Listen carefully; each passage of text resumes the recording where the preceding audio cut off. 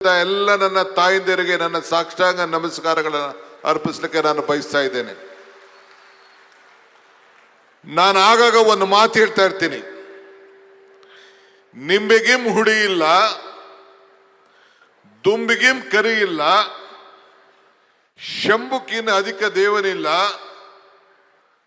ಅಂದ್ರೆ ನಿಂಬೆಹಣ್ಣು ಇದೆಯಲ್ಲ, ನಿಂಬೆಹಣ್ಣು ನಿಮ್ಮ ಎಲ್ಲ ಹುಳಿಗಳಕ್ಕಿಂತ ಬಹಳ ಶ್ರೇಷ್ಠವಾದಂತ ಹುಳಿ ನಿಂಬೆಹಣ್ಣಂತೆ.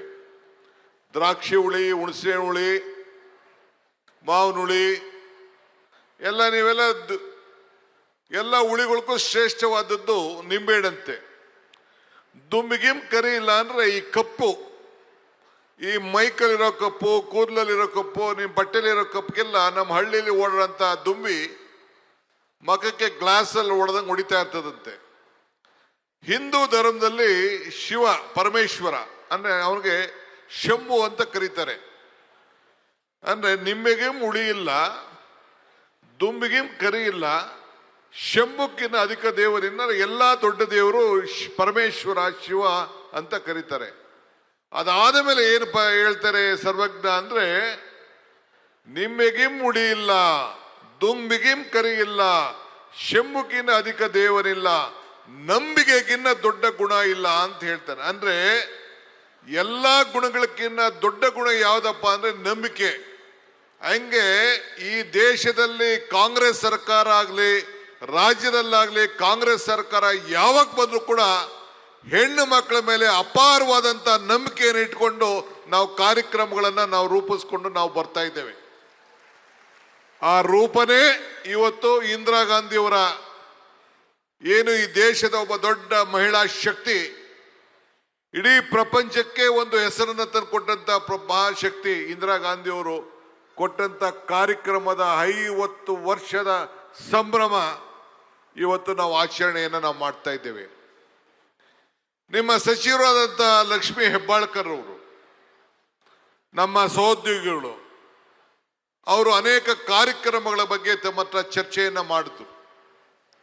ಎಲ್ಲ ಕಾಲದಲ್ಲೂ ಕೂಡ ಏನು ಯಾವ ರೀತಿ ಕಾರ್ಯಕ್ರಮಗಳನ್ನ ಕಾಂಗ್ರೆಸ್ ಸರ್ಕಾರ ಇದ್ದಾಗ ನಾವು ಕೊಟ್ಟಿದ್ದೇವೆ ಅನ್ನೋ ಮಾತನ್ನು ಕೂಡ ಅವ್ರಿಗೆ ನೆನಪು ಮಾಡಿದ್ರು. ನಾನು ಒಂದು ಮಾತು ಇನ್ನೊಂದು ಮಾತು ಹೇಳ್ತಾ ಇರ್ತೇನೆ, ದೇವರು ವರನೂ ಕೊಡುವುದಿಲ್ಲ, ಶಾಪನೂ ಕೊಡುವುದಿಲ್ಲ, ಆದರೆ ಅವಕಾಶ ಮಾತ್ರ ಕೊಡ್ತಾನೆ ಅಂತ. ಆ ಅವಕಾಶ ಸಿಕ್ತಂತ ಸಂದರ್ಭದಲ್ಲಿ ಲಕ್ಷ್ಮೀ ಹೆಬ್ಬಾಳ್ಕರ್ ಅವರ ಮುಖಂಡತ್ವದಲ್ಲಿ ಇವತ್ತು ಎಲ್ಲ ಗೃಹಲಕ್ಷ್ಮಿಗಳ ಸಹಕಾರ ಸಂಘ ಸ್ಥಾಪನೆ ಮಾಡಿ ಇದೊಂದು ಐತಿಹಾಸಿಕ ದಿನ. ಈ ಅಕ್ಕ ಪಡೆಯೋದು ಕೂಡ ಒಂದು ಐತಿಹಾಸಿಕ ದಿನ ಅಂತ ಹೇಳಲಿಕ್ಕೆ ನನಗೆ ಬಹಳ ಸಂತೋಷ ಆಗ್ತದೆ. ನಾನು ಸಿದ್ದರಾಮಯ್ಯನವರು ನಾವಿಬ್ರು ಸೇರಿ ನನಗೆ ಈ ರಾಜ್ಯದ ಕಾಂಗ್ರೆಸ್ ಪಕ್ಷದ ಅಧ್ಯಕ್ಷರಾಗಿ ಶ್ರೀಮತಿ ಸೋನಿಯಾ ಗಾಂಧಿ ಅವರು ನೇಮಕ ಮಾಡಿದಾಗ ನಾನು ಈ ರಾಜ್ಯದ ಜನತೆ ಬಗ್ಗೆ ಒಂದು ಮಾತನ್ನು ಕೊಟ್ಟಿದ್ದೆ. ಏನಂದ್ರೆ, ನನಗೆ ಹೆಣ್ಣು ಮಕ್ಕಳ ಮೇಲೆ, ಯುವಕರ ಮೇಲೆ ಅಪಾರವಾದಂಥ ನಂಬಿಕೆ ಅಂತ ಹೇಳಿ, ಆ ನಂಬಿಕೆ ಹಿನ್ನೆಲೆಯಲ್ಲಿ ಇವತ್ತು ನಾವು 3 ಕಾರ್ಯಕ್ರಮಗಳನ್ನ ಏನು ನಾವು ಕೊಟ್ಟಿದ್ದೇವೆ. 5 ಗ್ಯಾರಂಟಿಗಳಲ್ಲಿ 3 ಕಾರ್ಯಕ್ರಮಗಳು ಕೊಟ್ಟಿದ್ದೇವೆ. ಆ 3 ಕಾರ್ಯಕ್ರಮಗಳು ಕೂಡ ನೇರವಾಗಿ ಹೆಣ್ಣು ಕುಟುಂಬದ ಕಣ್ಣು, ಆ ಹೆಣ್ಣಿಗೆ ಶಕ್ತಿ ಕೊಡಬೇಕು, ಆ ಹೆಣ್ಣಿಗೆ ಶಕ್ತಿ ಕೊಟ್ಟಾಗ ಮಾತ್ರ ಸಮಾಜ ಅನುಕೂಲ ಆಗ್ತದೆ ಅಂತೇಳಿ 5 ಗ್ಯಾರಂಟಿಗಳಲ್ಲಿ ಕೇಳಿ ನಾವು ಈ 3 ಗ್ಯಾರಂಟಿಗಳನ್ನ ಹೆಣ್ಣು ಮಕ್ಕಳಿಗೆ ನೇರವಾಗಿ ಸಹಾಯ ಮಾಡುವಂತ ಕಾರ್ಯಕ್ರಮವನ್ನು ನಾವು ರೂಪಿಸಿದ್ದೇವೆ. ಇವತ್ತು ಅಂಗನವಾಡಿ ಕಾರ್ಯಕ್ರಮ ಇಂದಿರಾ ಗಾಂಧಿಯವರ 150 ವರ್ಷದ ಹಿಂದೆಯ ದೃಷ್ಟಿ. ನೀವು ಬರೀ ಹೆಣ್ಣು ಮಕ್ಕಳ ಒಂದು ಕುಟುಂಬವನ್ನ ನೀವು ಅಭಿವೃದ್ಧಿ ಮಾಡ್ತಾ ಇಲ್ಲ, ತಮ್ಮ ಕುಟುಂಬವನ್ನ ಬದಿಗಟ್ಟಿ ತಮ್ಮ ಮಕ್ಕಳನ್ನ ಆರೋಗ್ಯವನ್ನು ಕಾಡಿ ಜೊತೆಯಲ್ಲಿ ಸಮಾಜದ ಹೆಣ್ಮಕ್ಳನ್ನ ಕೂಡ ಇವತ್ತು ನೀವು ಸೇವೆಯನ್ನು ಮಾಡಿಕೊಂಡು ಕಾಪಾಡಿ ಇಡೀ ಸಮಾಜವನ್ನು ಬೆಳೆಸಂತ ಒಂದು ತ್ಯಾಗದ ಮಹಿ ತೀರ್ಮಾನವನ್ನು ತಾವೆಲ್ಲ ತೆಗೆದುಕೊಂಡಿದ್ದಾರಲ್ಲ. ನಿಮ್ಮ ಹೋರಾಟ, ನಿಮ್ಮ ಪರಿಶ್ರಮ ನಾವು ಯಾರು ಕೂಡ ಮರೀಲಿಕ್ಕೆ ಸಾಧ್ಯ ಇಲ್ಲ. ಅದಕ್ಕೋಸ್ಕರನೇ ಈ ಕಾರ್ಯಕ್ರಮವನ್ನು ನಾವು ಮಾಡಿಕೊಂಡು ನಾವು ಬಂದಿದ್ದೇವೆ. ಇವತ್ತು ತಾವು ಅಂಗನವಾಡಿಯ ಕಾರ್ಯಕರ್ತರಲ್ಲ, ನೀವು ಸಮಾಜದ ಪೋಷಕರು, ನೀವು ಸಮಾಜದ ತಾಯಿಂದಿರು. ನೀವು ಒಂದೇ ನೀವು ಜನ್ಮ ಕೊಟ್ಟಂತ ತಾಯಿ ಅಲ್ಲ, ಆ ತಾಯಿಯ ಎರಡನೇ ಸ್ಥಾನದಲ್ಲಿ ನೀವು ಈ ಒಂದು ಸಮಾಜವನ್ನು ನೀವು ನಿರ್ಮಾಣವನ್ನು ಮಾಡುವಂತ ಕೆಲಸವನ್ನು ನೀವು ಮಾಡ್ಕೊಂಡು ಬರ್ತಾ ಇದ್ದೀರಿ.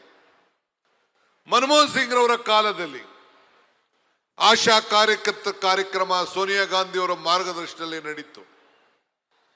ಇವತ್ತು ಶ್ರೀಶಕ್ತಿ ಕಾರ್ಯಕ್ರಮ, ನಾನು ಸಹಕಾರ ಮಂತ್ರಿ ಆಗಿದ್ದೆ.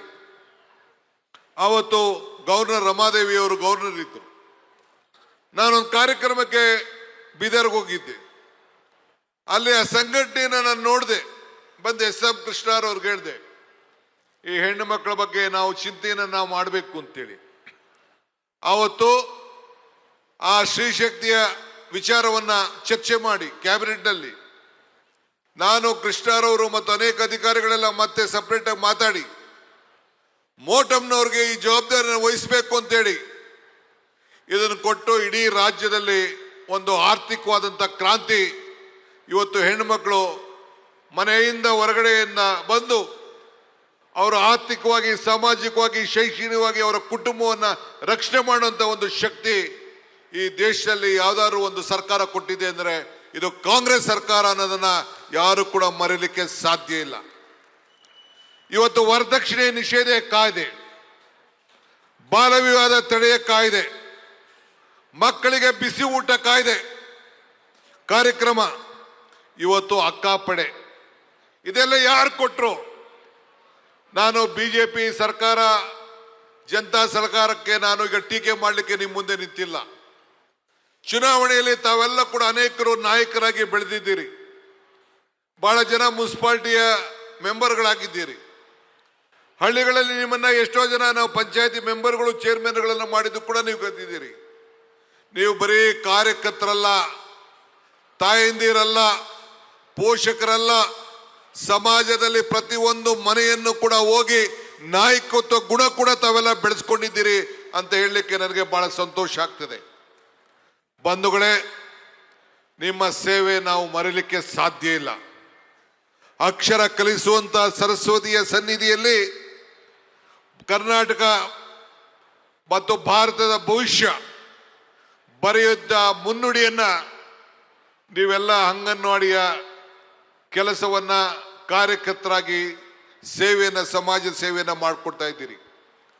ಮನೆಯ ಮೊದಲೆಯ ಪಾಠದ ಶಾಲೆ ತಾಯಿ, ಹಾಗೆ ಮೊದಲನೆಯ ಗುರು ತಾಯಿ, ನಂತರ ಎರಡನೇ ಜವಾಬ್ದಾರಿ ಅಂತ ಅವೆಲ್ಲ ವಹಿಸ್ಕೊಂಡು ಈ ಸೇವೆಯನ್ನ ಮಾಡ್ಕೊಂಡು ಬರ್ತಾ ಇದ್ದೀರಿ.